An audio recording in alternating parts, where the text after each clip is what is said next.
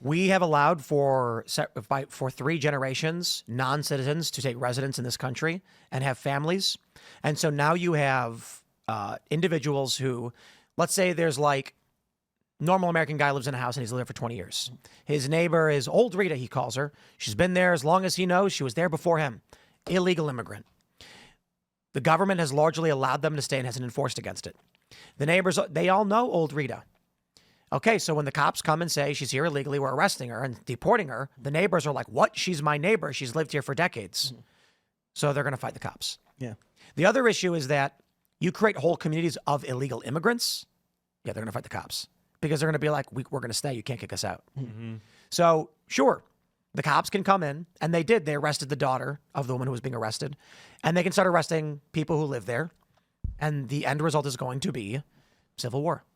And a lot of it is like for the cases where you're talking about people who are members of MS-13 or gangs, I think that so many Americans have been kind of just hit with endless propaganda about what illegal immigration looks like.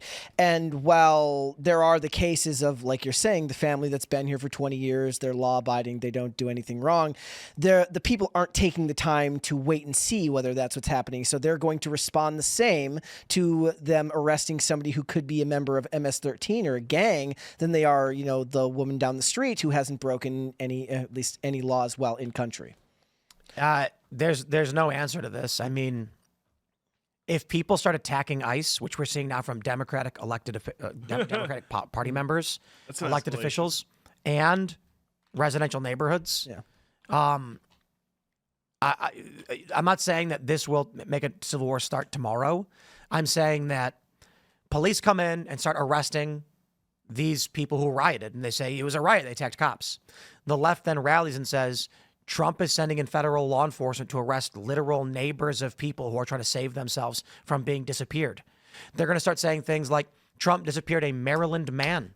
Like Hassan Piker genuinely believed he was from Maryland, said, he's from Maryland, what do you mean? Dude didn't know, they don't read the news. The narrative will then persist that Trump's SS is going around and rounding up random people. And then you're going to get Antifa emboldened.